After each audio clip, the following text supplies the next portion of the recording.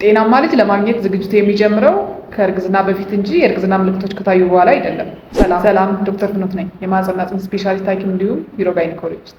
ዛሬ ሰውነትሽን ለእርግዝና እንዴት ማዘጋጀት እንደምትችይ እናያለን።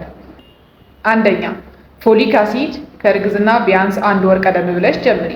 የሚወሰደው መጠንም ለአብዛኛው እናቶች 400 ማይክሮግራም በየቀኑ ቢያንስ 1 ወር ቀደም ብለው እንዲወስዱ ይሞከራል። ነገር ግን አንዳንድ እናቶች የተለየ ተጋላጭነት ካላቸው፣ ለምሳሌ ስኳር ታማሚ ከሆኑ፣ ከዚህ በፊት የአፈጣጠር ችግር ከነበራቸው፣ እንዲሁም ደግሞ የስነ አእምሮ መድኃኒቶችን የሚወስዱና ሌሎች እናቶች ተጋላጭ ስለሚሆኑ ትንሽ መጠኑ ዶዙ ስለሚጨምር ከሐኪም ጋር መነጋገር ያስፈልጋል። ሁለተኛ፣ ጤናማ ክብደት እንዲኖርሽ አድርጊ።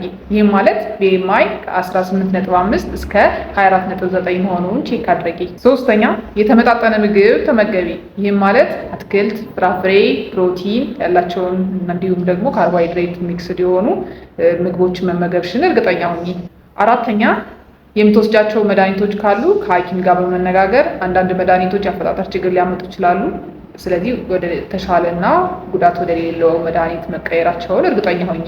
አምስተኛ፣ ሲጋራ፣ ጫት ወይም ደግሞ አልኮል ነገሮችን ማቋረጥ ይኖርብሻል። ስድስተኛ፣ የቆዩ በሽታዎች እንደ ስኳር፣ ግፊት ወይም ደግሞ የታይሮይድ በሽታዎች ያሉ ከሆነ በደንብ መቆጣጠር ያስፈልጋል። ከሐኪም ጋር በመነጋገር በደንብ መቆጣጠራቸውን ቼክ ማድረግ ያስፈልጋል።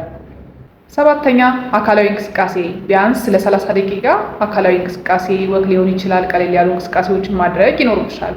ዋነኛውና የመጨረሻው ነገር ግን በጣም ወሳኙ ደግሞ የቅድመ እርግዝና ክትትል ወይም ደግሞ ፕሪኮንሴፕሽናል ኬር ማድረግ ይኖርብሻል። ማህፀንና ጽንስ ስፔሻሊስት ያለበት ቦታ ሄደሽ የፕሪኮንሴፕሽናል ኬር ወይም ደግሞ ከእርግዝና በፊት ክትትል ማድረግ አለብሽ። ስለዚህ እነዚህን ነገሮች በማድረግ ጤናማ ልጅ የማግኘት ጉዞውን አሁን ጀምሪ። ሌሎች ጥያቄዎች ካሉ ኮመንት ላይ ተመሳሳይ መረጃዎች እንዲደርሷችሁ ፎሎ ያድርጉ፣ ሰብስክራይብ ያድርጉ፣ ላይክ፣ ሼር በማድረግ ለሌሎች መረጃውን ያድርሱ። እናመሰግናለን።